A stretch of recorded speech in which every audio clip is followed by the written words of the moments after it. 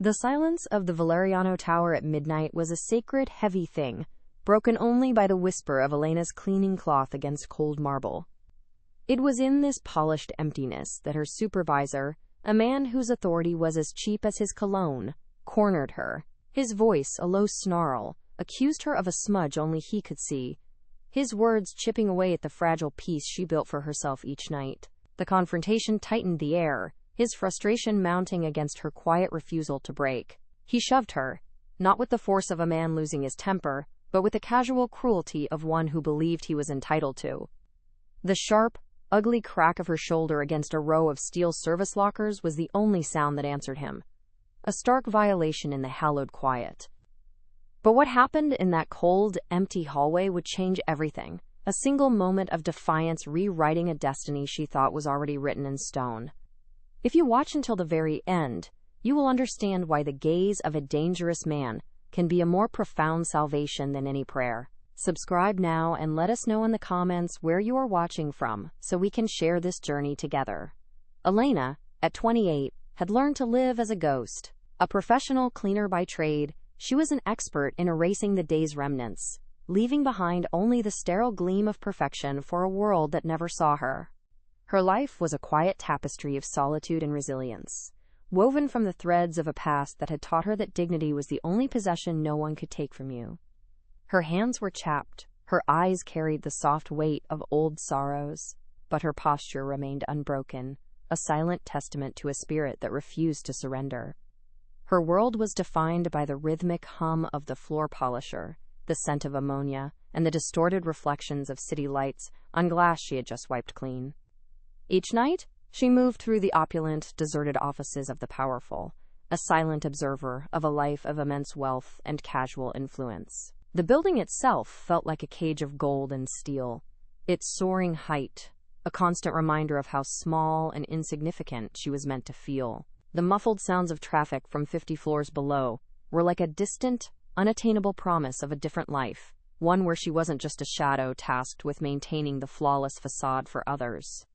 She was trapped, not by walls, but by a quiet, gnawing desperation. This sense of integrity was forged in the fire of loss. Years ago, she had watched her family lose everything to a man who smiled while he signed papers that ruined them.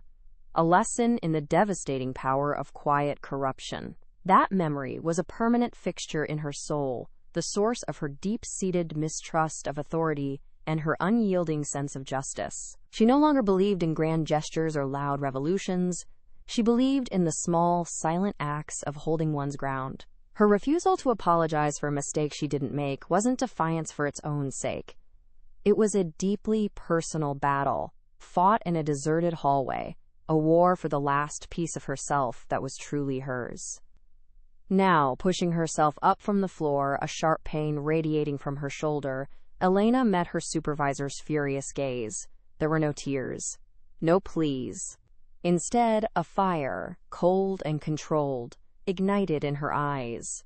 It was a look he did not expect from the quiet cleaning woman. It was a look that communicated, without a single word, that he had crossed a line she would not allow. She rose slowly, deliberately, her movements fluid despite the pain. Her silence was more unnerving to him than any scream would have been, a mirror reflecting his own pathetic ugliness back at him. He took a half step back, momentarily thrown by this woman who refused to be a victim. The air grew thick with unspoken threats. His shock curdled back into rage, his fists clenching at his sides. He was about to close the distance between them again, to finish what he started and break the spirit she so stubbornly guarded. But a new sound sliced through the tension, subtle yet absolute. It was a low, mechanical hiss from the far end of the corridor, a sound that did not belong in the service wing at this hour. The soft chime of the private executive elevator arriving was a death knell for the moment, an omen of an authority far greater than a petty supervisor's. A presence was coming, and the very atmosphere seemed to hold its breath in anticipation. The journey home was a pilgrimage through a sleeping city. Chicago's pre-dawn air was sharp and cold, slicing through Elena's thin coat as she walked the deserted blocks to the bus stop. The towering skyscrapers, dark and silent now, seemed like judges in the night, their vacant windows staring down at the insignificant lives scurrying below. She felt like a phantom in this world, existing only in the hours when respectable people slept. Her footsteps echoed with a lonely rhythm on the pavement, a sound that measured the distance between the life she had and the one she quietly yearned for. This city was a beast of steel and ambition, and it fed on the silent, tireless work of people like her, people who polished its surfaces and then vanished before the sun rose. The number 22 bus was a metal tube filled with the ghosts of the night shift, a rolling sanctuary for the exhausted. The air was thick with the smell of damp wool and stale coffee. Elena always found a seat by the window, resting her forehead against the cool, vibrating glass. She watched her own reflection, a pale, translucent version of herself, superimposed over the blurred lights of passing streets. In that ghost image, she saw the fatigue that settled deep in her bones, but also a flicker of something else, a stubborn resilience she inherited from her mother. She saw the faces around her, all etched with similar stories of hard work and little reward. A silent community of shadows bound by the shared struggle for survival in a city that demanded everything and gave back so little. Her apartment was a small, third-floor walk-up that smelled faintly of lemon polish and old books. It was her fortress, the one place where she was not invisible. Every object had its place, a single, thriving orchid on the windowsill, a testament to her patience, a neat stack of bills on the small kitchen table, a constant, quiet threat, and a faded photograph of her parents, smiling on a day long before their world had unraveled. This space was both a comfort and a reminder of her confinement. The thin walls let in the sounds of her neighbors, lives, arguments, laughter, the cry of a baby, a constant soundtrack to her own profound solitude. Here she was free to dream, but the four walls also felt like the precise dimensions of her trapped existence. The pressure from her family was a quiet, constant weight. Her weekly calls to her mother were a delicate dance of reassurance. She never spoke of the exhaustion, of the casual cruelties of her supervisor, or the gnawing fear that this was all her life would ever be. Instead, she painted a picture of stability, of a job that was fine, and a life that was okay. Her mother, frail and worried since her father's death, needed to believe her daughter was safe. This loving deception was one of Elena's heaviest burdens. Every cheerful lie felt like a small betrayal of herself, another brick in the wall she had built around her own heart, trapping her dreams inside so that others would not have to worry. The debts were a legacy of love and loss. They were not from recklessness, but from her father's final illness, a long and brutal fight that had consumed their family's savings and then some. After his passing, the collection letters began to arrive like vultures. Elena took the night shift at the Valeriano Tower, the highest-paying cleaning job she could find, to keep them at bay. The debt was more than a financial burden. It was a moral one. It was a constant, humming reminder of the system's cold indifference, of how quickly a life of hard work could be undone by misfortune. Each payment she made felt like an offering to a merciless god, a small act of defiance against the forces that had tried to break her family. Every evening, the ritual of dressing for work was a slow erasure of self. She would pull on the drab, gray uniform, the fabric stiff and impersonal. It was designed for invisibility, to help her blend into the background of marble floors and polished wood. The uniform was an armor of anonymity, protecting her from the casual scrutiny of the building's powerful tenants, but it also stripped her of her identity. As she buttoned the front, she felt Elena, the woman who loved classic literature and the scent of rain, recede. In her place emerged the cleaner, a silent, efficient functionary whose only purpose was to leave no trace. The woman in the mirror was a stranger she had to become to survive. Her supervisor, Mr. Davies, was a man who wielded his minor authority like a weapon. He thrived on the power he held over his small crew of night cleaners. His supervision was a campaign of psychological warfare, built on petty criticisms, condescending remarks, and a palpable disdain for the people he managed. He would follow Elena, looking for the slightest imperfection, a missed streak on a window, a faint scuff mark on the floor. It wasn't about cleanliness, it was about control. He seemed to resent her quiet dignity, her refusal to cower or offer the flattery he craved. His presence was a toxic cloud in the pristine air of the tower, a constant reminder that even in this temple of wealth, the ugliest parts of human nature festered. There were moments, however, when the building offered a strange and secret solace. Late at night, in a deserted corner office on the 50th floor, she would sometimes pause her work. Leaning against the vast floor-to-ceiling window, she would look out at the sprawling tapestry of city lights below. From this height, the world seemed ordered and beautiful, a silent, glittering promise. She would allow herself a minute to imagine a different life, one where she was not on the outside looking in, a life where she could walk through the city in the daylight, not as a weary ghost returning home, but as someone who belonged. It was a fleeting, painful fantasy, but it was the fuel that kept her going. The dream was always shattered by the sharp crackle of the walkie-talkie on her hip. "Elena, where are you? The executive washrooms on 48 need a final pass. Now." Davis's voice was a drill, boring through her brief moment of peace, yanking her back down from the heights. The glittering city vanished, replaced by the scent of disinfectant and the cold, hard reality of her tasks. The contrast was a physical blow, a reminder of the unbridgeable gulf between her world and the one she had just been dreaming of. It was in these moments that the weight of her life felt most crushing, when the quiet dignity she fought so hard to maintain felt like a fool's errand in a world that only valued power. It was in the service corridor on the 49th floor that the final thread of her composure snapped. The hallway was sterile, lit by harsh fluorescent lights that hummed with an unnerving frequency. Davies cornered her there, his face flushed with irritation, pointing to a perfectly clean marble panel. "Did you think I wouldn't see this?" he snarled, his voice echoing in the confined space. Elena looked at the flawless surface and then back at him, her silence a clear refusal to participate in his pathetic charade.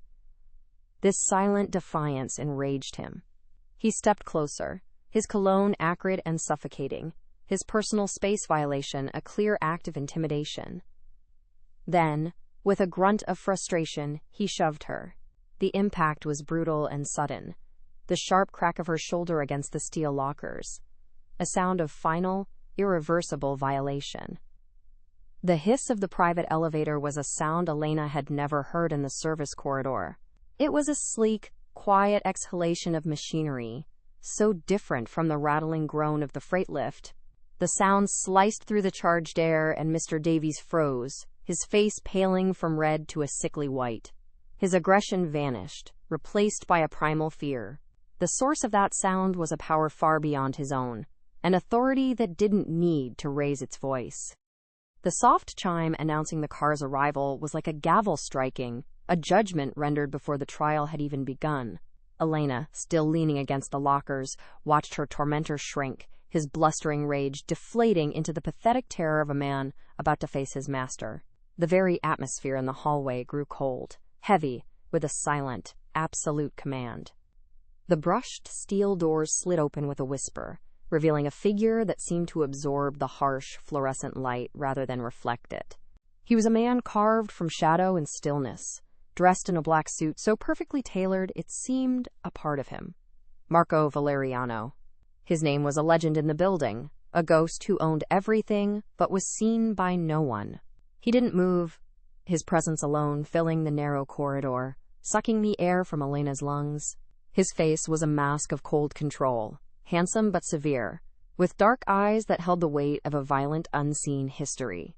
He stood there for a long moment, a predator assessing his territory, and the world seemed to stop and wait for his verdict. His gaze was not a glance, but an inventory. It swept over the scene with an unnerving, deliberate slowness, taking in the cowering form of the supervisor, the sterile gleam of the marble, and the row of dented steel lockers. Only after he had absorbed the entire tableau did his eyes settle on Davies. The supervisor flinched as if physically struck, a bead of sweat tracing a path down his temple. There was no anger in Marco's expression, nothing so simple or volatile. There was only a profound, chilling disappointment, the look of a king discovering a rat in his castle. It was an assessment of worthlessness, a silent dismissal that was more damning than any shouted accusation. In that moment, Davis was no longer a man. He was a problem to be erased. Then, Marco spoke. His voice was low, a quiet baritone that held no hint of emotion, yet it carried the immutable force of a law of nature. "Get out of my building." The words were not a request or a command. They were a statement of fact, a realignment of reality. There was no room for argument, no possibility of appeal. Davies, trembling, scrambled to obey, his movements clumsy and desperate. He didn't dare look at Marco, nor did he spare a final glance for Elena. He simply fled, his footsteps echoing down the corridor, a frantic, pathetic sound that was quickly swallowed by the oppressive silence his departure left behind. The problem had been erased, leaving only the source of the disruption and its witness. Now, they were alone. The corridor, which had felt claustrophobic moments before, now seemed vast and empty, a stage for two. The humming of the lights overhead was the only sound. Slowly, deliberately, Marco Valeriano's dark eyes moved from the space where the supervisor had vanished and settled on Elena. It was the first time he had truly looked at her, and the intensity of his gaze was a physical force. It was not the leering look of men like Davies, nor was it the dismissive glance of the executives she cleaned up after. It was something else entirely, analytical, piercing, and deeply, unnervingly focused. He was seeing her not as a cleaner or an employee, but as an anomaly in his perfectly ordered world. Under that weight, Elena felt a tremor start in her hands, a delayed reaction to the violence and the sudden, terrifying salvation. But she forced herself to stand straight, to meet his gaze, even as a cold fear washed over her.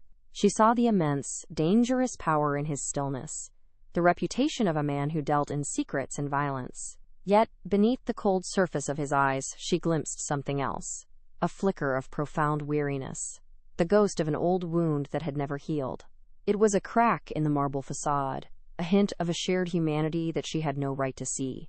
It was this glimpse that frightened her more than his power, this involuntary connection to the darkness she saw in him. He saw it too. He saw the pain in her posture, the subtle favoring of her injured shoulder, but he also saw the unbroken line of her jaw and the fire in her eyes that had not been extinguished. She did not cry, she did not thank him, she did not cower. She simply stood her ground, a small, defiant island of integrity in the corrupt ocean of his world. This quiet strength was a language he understood better than words. It was the same principle he had built his empire on, yet in her it was pure, untainted by the blood and compromise that defined his own. He felt a flicker of something he hadn't experienced in years. Not pity, but a disquieting respect that felt dangerously close to a weakness. The silence between them stretched, thick with unspoken questions and unacknowledged truths. For Elena, the world had narrowed to the space between her and this man. She could smell the faint, clean scent of expensive wool and something colder, like winter air. She was acutely aware of her own breathing, of the frantic beat of her heart against her ribs. He had saved her from a petty tyrant, but his presence felt like a far greater threat, a different kind of cage descending around her. She was a ghost who had been seen by the one man no one was supposed to see, and she instinctively knew that such notice always came at a price. She was no longer invisible, and that was the most terrifying thing of all. Without a word, he gave a single, almost imperceptible nod. It wasn't a gesture of comfort or reassurance. It was an acknowledgement, a closing of a silent transaction she didn't understand. Then, with the same fluid economy of motion with which he had arrived, he turned and stepped back into the elevator. The steel doors slid shut, sealing him away as quickly as he had appeared. The chime sounded again, soft and final. She heard the faint whisper of the car ascending, carrying him back to the silent, rarefied world of the penthouse floors, leaving her alone in the harsh light and sudden, deafening silence of the service corridor. Elena stood frozen for a long time after he was gone, the echo of his presence, a tangible thing in the air. The hallway felt colder, emptier. She raised a trembling hand to her aching shoulder, the physical pain a dull throb beneath the sharper, more profound shock that resonated through her soul. He had not offered her a kind word, not a single gesture of sympathy. He had simply excised an imperfection from his domain. But, in doing so, he had looked at her, truly looked at her, and in that silent, unnerving gaze, he had irrevocably bound her fate to his. She was just a cleaner, a shadow in his world. But tonight, the owner of the shadows had given her a name. The night after Mr. Davies vanished, the Valeriano Tower felt different. The air in the service corridors was still and heavy, charged with the memory of what had happened. Her fellow cleaners now looked at Elena with a mixture of fear and awe, speaking to her in hushed tones, as if she were now an emissary from a higher, more dangerous power. They kept their distance, isolating her in a new kind of silence. She was no longer just one of them. She was the woman the owner had noticed. This new status was not a promotion, but a branding, a mark that set her apart and made her profoundly, terrifyingly visible. She continued her work with the same meticulous care, her movements a familiar prayer in an unfamiliar temple. But the peace of her anonymity was gone forever. Days later, the encounters began. They were never overt, always cloaked in a thin veil of coincidence that both of them knew was a lie. The first time, she was polishing the vast obsidian table in the 48th floor boardroom, a room that was always locked after hours. The door clicked open, and Marco Valeriano entered. He didn't look at her, his attention fixed on a floor-to-ceiling map of the city's shipping routes. Yet, his presence was a physical weight, altering the very density of the air. She could feel his awareness of her, of the soft swish of her cloth against the stone, of the way her breath caught in her throat. She tried to shrink, to become the ghost she once was, but it was useless. His silence was a spotlight. He remained by the map for several long minutes, a statue of dark intent. Elena's heart hammered against her ribs, a frantic drumbeat in the cathedral-like quiet. She kept her head down, her focus narrowed to the repetitive, circular motion of her hand, a small, desperate anchor in a sea of tension. She felt his gaze on her back, even though he never turned his head. It was a strange, invasive intimacy, being observed by a man who commanded empires without ever raising his voice. When he finally moved toward the door, she braced herself, but he walked past without a word. The whisper of his footsteps on the marble was the only sound, a ghost passing through her world and leaving it irrevocably altered. Just as the door was about to close behind him, his voice, low and devoid of inflection, cut through the silence. The rear service exit. The magnetic lock sometimes fails after midnight. He didn't wait for a response. The door clicked shut, leaving her alone with the echo of his words. It wasn't advice. It was a piece of forbidden knowledge, a detail a man like him would have no reason to know or care about. It was a message, a subtle display of his omniscience. He was telling her that he saw everything, not just the grand movements of his empire, but the small, vulnerable paths she walked. It was a gesture of protection so cold and controlling that it felt more like a threat, a reminder that she was now a piece on his board. That night, sleep offered no escape. Elena lay awake, staring at the shadows dancing on her ceiling, replaying his words. His protection was not a shield offered freely. It was a cage being constructed around her, bar by invisible bar. She was terrified of him, of the casual, absolute power he wielded, and of the dark, violent world that power was built upon. Yet a shameful, treacherous part of her felt a flicker of something else, a profound, unsettling sense of being seen, of being valued in a way she never had been. The conflict was a physical ache in her chest. Her strong moral compass, the very core of her identity, was being pulled toward the magnetic, dangerous north of Marco Valeriano. A week later, she found him in the tower's private library, a room she was only meant to clean once a month. He was sunk into a deep leather armchair, a single lamp casting a golden glow on the glass of whiskey in his hand.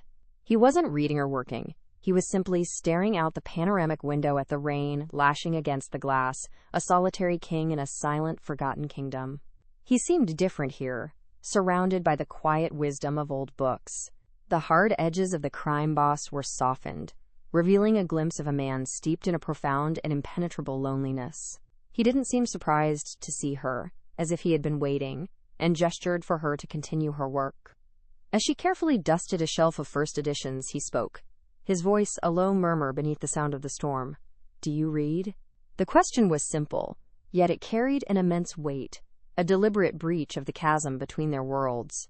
It was a test, an invitation into a space beyond their prescribed roles.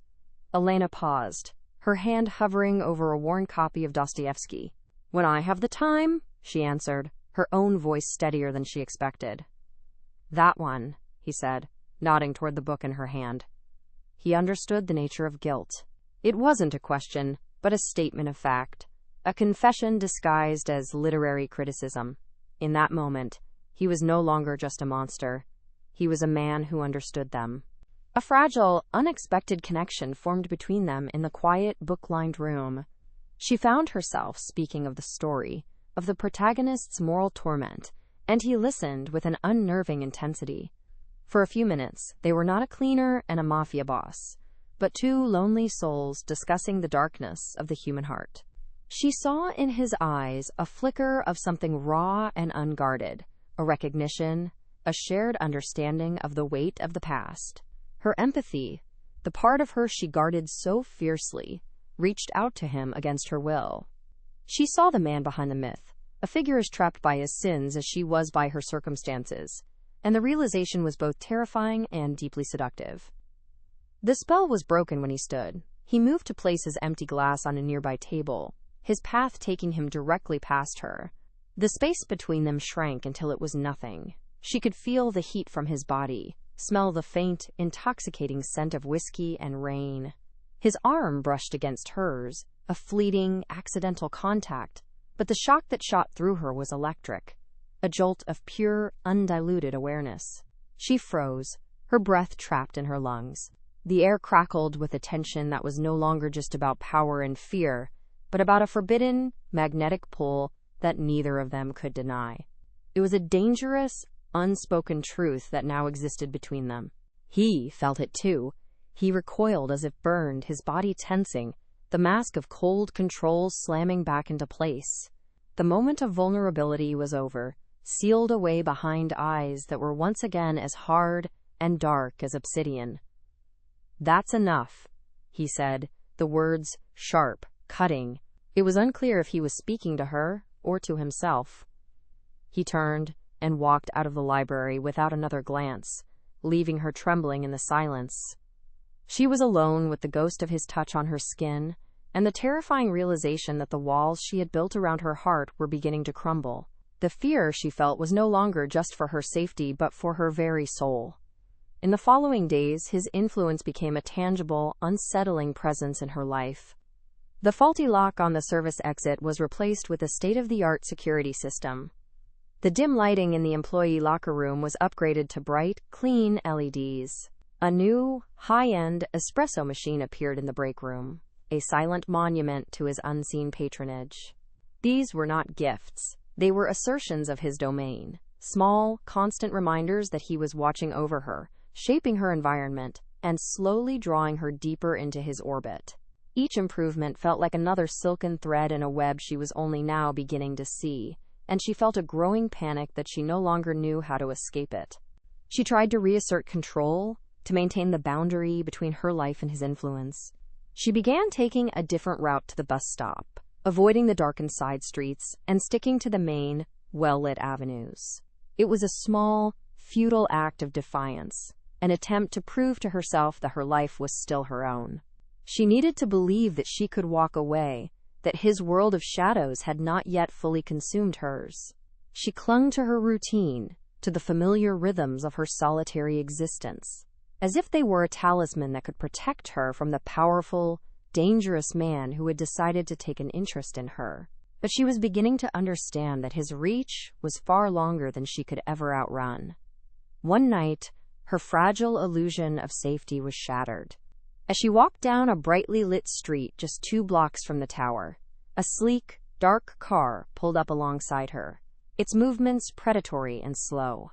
The men inside were not Marcos. Their faces were hard, their eyes filled with a casual cruelty she recognized instantly. One of them leaned out the window, his voice a leering drawl. "You work for Valeriano, don't you? He must be paying you well to look so serious." The words were a clear threat, a message intended for her protector. They were using her to get to him, and in that moment she was no longer Elena. She was a pawn in a war she didn't understand. Fear, cold and sharp, pierced through her. Before she could even scream, another car, a black Lincoln sedan that moved with an impossible, ghostly silence, materialized behind the first. It seemed to appear from nowhere, a panther of polished chrome and tinted glass. Two men in dark suits emerged. They were Marcos. They didn't speak, didn't draw weapons. They simply stood there, their presence an absolute, undeniable statement of power. The men in the other car exchanged a panicked look, their bravado evaporating instantly. With a squeal of tires, they sped off into the night, vanishing as quickly as they had appeared, leaving Elena standing on the sidewalk, her heart pounding in the sudden, ringing silence. One of Marco's men, a man with an old scar across his brow and surprisingly gentle eyes, approached her. He kept a respectful distance, his voice low and calm. "Miss, are you all right?" She could only nod, her throat too tight for words. "Mr. Valeriano has arranged for a car to ensure you get home safely from now on," he continued, his tone leaving no room for negotiation. "It will be waiting for you at the service exit every night." The gilded cage had just become a moving, armored one. Her futile attempts at independence were over. His world had not just touched hers, it had invaded it, claiming her as part of its territory. The ride home was a silent journey through a city that no longer felt like her own. The leather seats of the Lincoln were soft, the interior insulated from the noise of the outside world, but it felt like a coffin. She was safe from the jackals on the street, but she was now the ward of the lion. The choice had been taken from her. Her fear of him was now inextricably tangled with her reliance on his protection, a suffocating paradox that left her breathless. She was no longer a free woman fighting her own small battles. She was a protected asset, a liability, a symbol in a deadly game. The moral clarity that had always guided her was gone, replaced by a terrifying, murky gray. As the car pulled up to her modest apartment building, she looked back toward the glittering skyline. High above the lesser lights of the city, the Valeriano Tower stood like a dark spear against the bruised purple of the pre-dawn sky. A single light burned on the top floor, a solitary star in a private constellation. She knew he was there, watching, a silent, unseen guardian, whose protection was both a comfort and a curse. A single tear finally escaped, tracing a cold path down her cheek. It was not a tear of fear or of gratitude, but of surrender to a fate that was no longer her own. The nightly descent into the tower's underground garage was like entering a tomb. The air was cold, still, and smelled of concrete and exhaust fumes. The black Lincoln waited for her, a silent, armored beast in the echoing cavern. Tonight, the sense of being protected felt like a lie. Elena understood with a chilling certainty that the car was not a shield but a cage, and the man who had put her in it had also painted a target on her back. She walked across the polished concrete, her footsteps unnaturally loud, feeling the weight of unseen eyes from the shadowed corners. Every flicker of the fluorescent lights felt like a prelude to violence, a stutter in the heart of the city's dark mechanical underworld. This manufactured safety was the most terrifying thing she had ever known. As she reached for the car door, a pair of headlights flared to life, pinning her in their glare. A dark sedan, low and predatory, had blocked the Lincoln's path. Two men emerged, their expensive suits failing to hide the brutish set of their shoulders.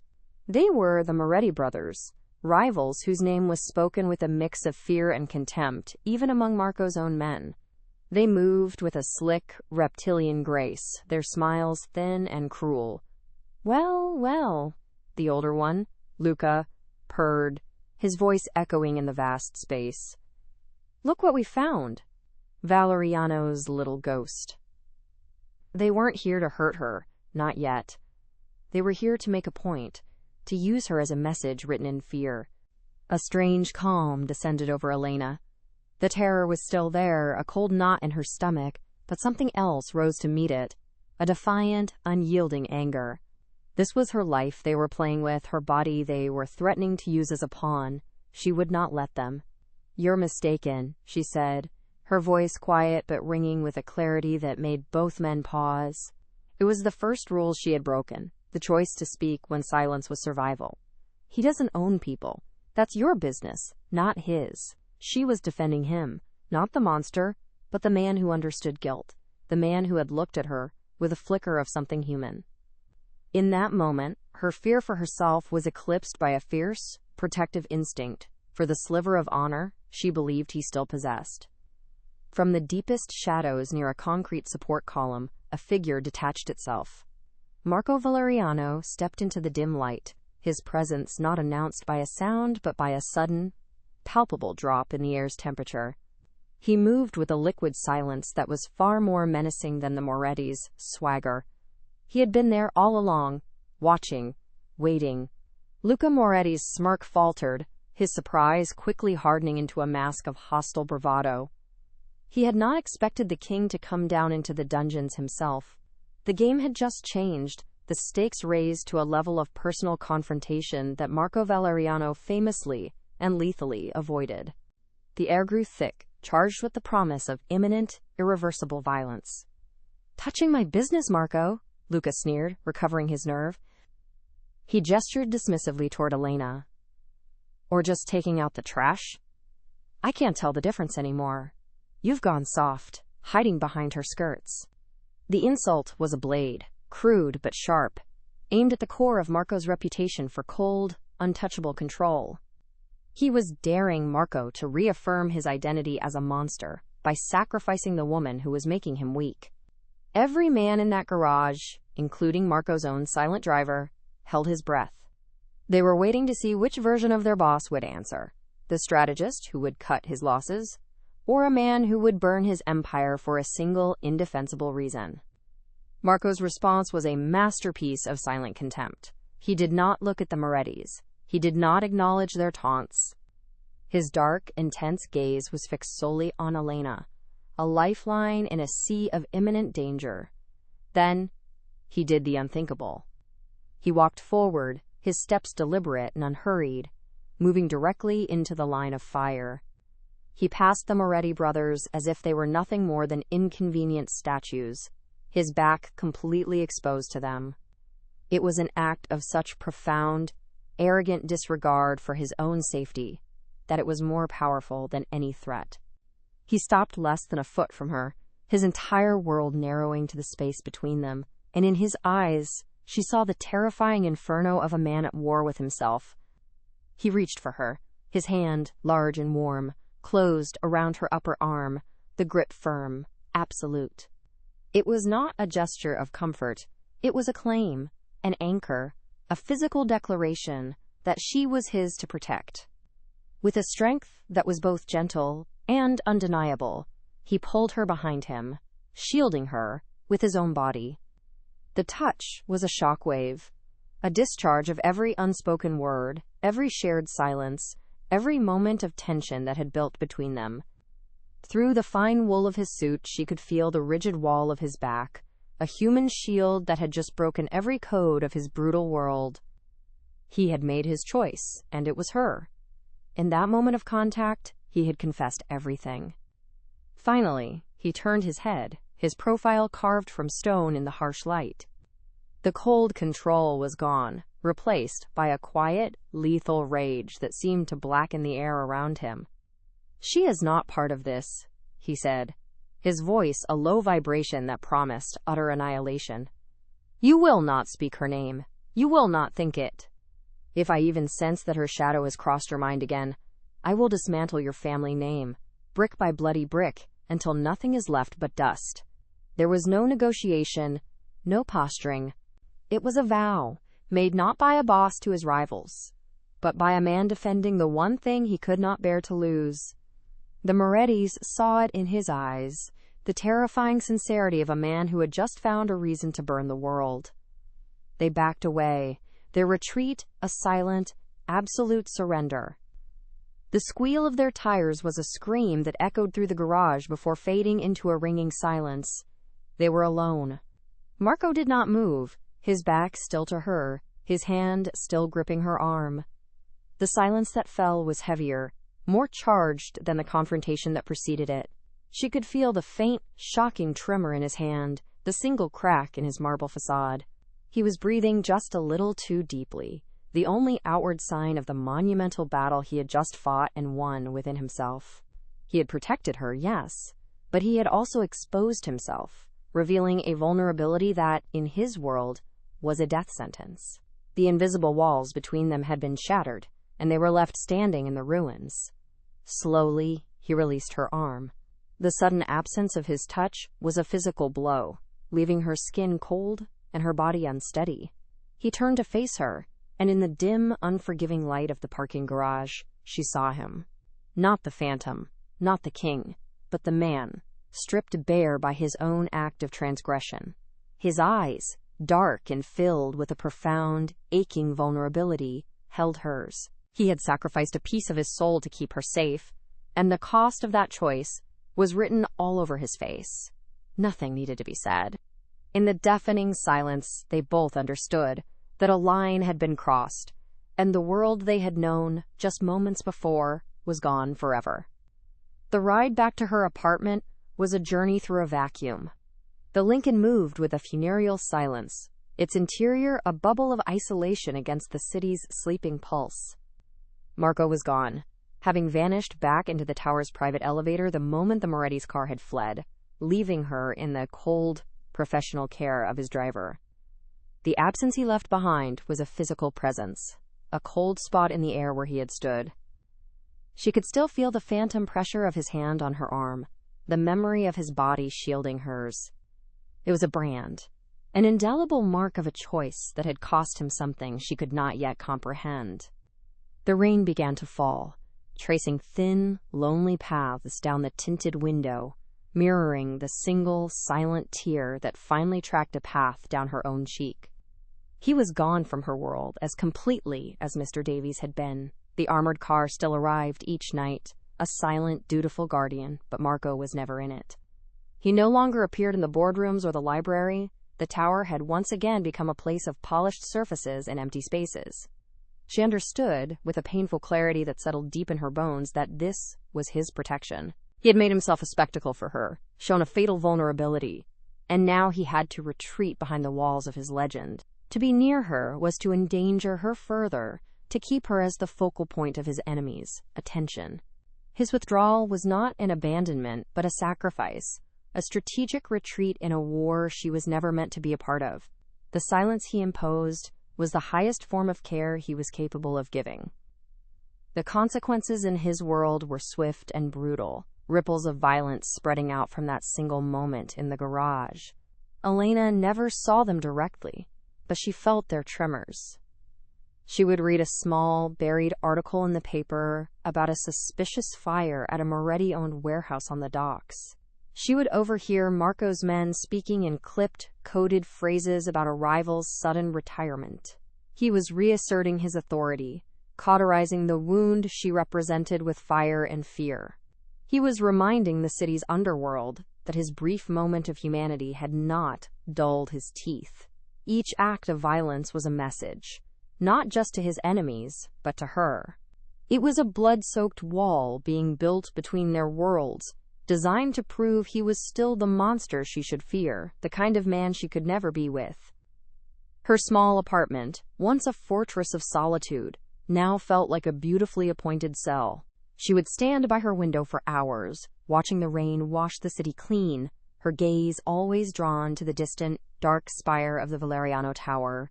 The ticking of the old clock on her wall was a maddening metronome, counting the seconds of his absence. She was safe, fed, and protected from the world's casual cruelties, yet she had never felt more trapped. The memory of his touch was a constant, low-grade fever in her blood. She was caught in a paradox, yearning for the presence of the very man whose world was a vortex of the violence and corruption she had spent her entire life despising. Her moral compass was spinning, its needle no longer pointing to a clear and simple north. She tried to reclaim the ghost she had been, to find solace in the anonymity of her work. But the quiet hum of the floor polisher no longer soothed her. It only amplified the silence he had left behind. Every gleaming marble floor reflected a version of herself that was a stranger. A woman marked by a dangerous man's attention. The familiar scent of lemon polish and ammonia could not erase the faint, lingering memory of his scent, wool, whiskey, and the cold night air. The tower was no longer just a building. It was a mausoleum of shared moments, a testament to a connection that had been born and then immediately buried. Her work, once an act of quiet dignity, now felt like a penance, a way of tracing the edges of the void he had carved into her life. One night, as her car passed a darkened alley, she saw the aftermath of his world's justice. The flashing red and blue lights of police cars painted a grotesque, strobing mural on the wet brick walls. Paramedics were loading a shrouded figure into an ambulance. It was a scene from a movie, abstract and distant, until she saw a familiar face among the grim-looking men in dark coats being questioned by a detective. It was the younger Moretti brother, his face pale and drawn. The violence was no longer a headline in a newspaper. It was here, on the streets she traveled, a bloody consequence of the choice he had made in that garage. Her safety was not free. It was being purchased at a terrible price, paid in a currency of blood and grief that stained her conscience. The shock of that sight did not break her. It forged her. The fear and confusion that had clouded her mind for weeks began to recede, replaced by a cold, sharp lucidity. The pain of his absence did not disappear, but it transformed into a profound, aching empathy. She finally understood the true nature of his cage. He was a king trapped by his own crown, a man whose only way to love something was to push it away, to protect it with the very darkness that would inevitably destroy it. His distance was not cruelty. It was the most honorable thing he had ever done. This realization was a quiet, devastating liberation. It freed her from the hope that he could be saved, and instead filled her with a sad, quiet respect for the man he was. Now, when she looked at the city from her window, she saw it differently. It was no longer a glittering promise of a life she couldn't have, but a complex, breathing entity of light and shadow. She saw the Valeriano Tower not as a symbol of oppressive power, but as a lonely lighthouse, with its single, solitary occupant standing watch. The vast distance between her small apartment and his penthouse was no longer a measure of social status, but a true representation of their separate realities. They were two lonely souls on opposite sides of an unbridgeable chasm, bound by a single, impossible moment that had defined them both. The city's silence was their shared language, the space between the buildings, their unspoken story. With a newfound sense of purpose, Elena took the extra money she now earned, a silent, anonymous raise that had appeared on her paychecks, and made the final payment on her father's lingering medical debts. The act was a quiet ceremony of closure. As she mailed the check, she felt the last chain of her past fall away.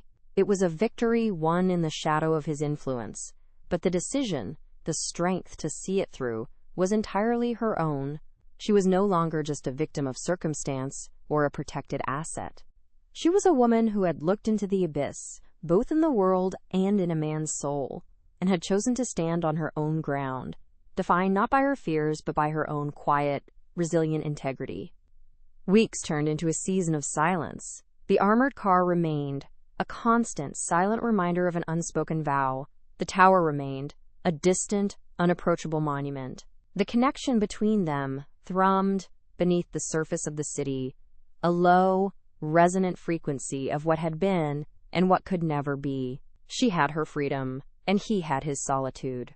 It was a fragile, melancholic peace, built on the foundation of a shared sacrifice. The most profound conversations of her life had been held in complete silence, in the space between a look, a touch, and a final necessary retreat. The air was thick with the echo of all the words they would never get to say. 6 months passed, a lifetime. Elena left the Valeriano Tower, shedding the gray uniform like a second skin she had outgrown. She found a job in the daylight, her hands now tending to the fragile spines of old books in a small, quiet library on the north side. The scent of paper and dust replaced the sterile bite of ammonia, This new life was a delicate tapestry she wove herself, thread by careful thread. One evening, as winter's first snow began to fall, she was walking through Millennium Park. The city lights were soft and blurred behind the swirling flakes. She was no longer a shadow scurrying home before dawn, but a woman walking in the world, her face turned up to the cold, clean air, a part of the city's living, breathing poetry. She was finally, peacefully, visible to herself. It was then, across the open plaza teeming with strangers, that she saw him, Marco Valeriano. He stood near the icy curve of the great silver sculpture, a solitary figure in a dark wool overcoat, his collar turned up against the biting wind. He was not flanked by guards, not enclosed in the armor of his power, just a man alone amidst the evening's anonymous beauty. He seemed to be watching the skaters, his posture one of profound stillness, a statue of melancholy and memory. And then, as if pulled by an invisible, unbreakable string, his gaze lifted from the crowd and found hers. Across the expanse, through the dance of falling snow, their worlds collided one last time. The city's noise faded into a distant hum, leaving only the silent, electric space between them. Neither of them moved. The 100 yards that separated them felt both like an impassable chasm and an intimate space. In his eyes, she saw no threat, no possession, only the deep, weary echo of the man who had shielded her with his own body. He was seeing her as she was now, whole, standing in the light, a testament to a life reclaimed. For him, this was the final accounting of his one true transgression against his own dark code. She was the living proof of the one good thing he had done, a solitary act of redemption that he could only honor by keeping his distance. In that silent, shared gaze, he was not a monster, and she was not a victim. They were simply the two people who knew the truth of what had happened in the dark. Elena held his gaze, her heart beating a slow, steady rhythm. The fear was long gone, replaced by a profound, aching clarity. This was the ending their story was always meant to have. Not a collision, but a quiet, mutual release. With a calm she hadn't known she possessed, she gave a small, almost imperceptible nod. It was an acknowledgement of everything. It said, "I am all right. I am free. You are too." It was an absolution she offered, not for his sins against the world, but for the sin he believed he had committed against himself by caring. A flicker of something shifted in his expression, a deep, internal tension releasing its hold. It was the look of a man who had been carrying a weight he never expected to set down, a man who had just been granted a quiet, unexpected grace. He held her gaze for a beat longer, memorizing this final image of her. Then, he gave a single, formal nod in return, a final, silent closing of the account. He turned, not with the abruptness of a retreat, but with the deliberate motion of a man who had chosen his path. He walked away, melting into the river of anonymous faces, his broad shoulders disappearing into the snowy twilight. Elena watched until the space he had occupied was just empty air, his footprints already being erased by the falling snow. She felt a pang, not of sadness, but of a beautiful, resonant finality. She turned and continued her walk home, her own steps sure and steady on the snow-dusted pavement, leaving the shadows behind her for good. Some stories are not about the destination, but about the person you become on the journey. He did not ask for redemption, only to see that the light he chose to protect still burned brightly. She did not ask for a savior, only to find the strength to save herself. Theirs was a tale written in silence, a testament to the fact that even the most guarded hearts can be transformed by a single, unexpected connection. If you believe in the power of these quiet moments, help us share this story by liking and sharing it with someone who needs to see it. Subscribe and let us know in the comments what this ending meant to you, because every story of hope makes the world a little brighter.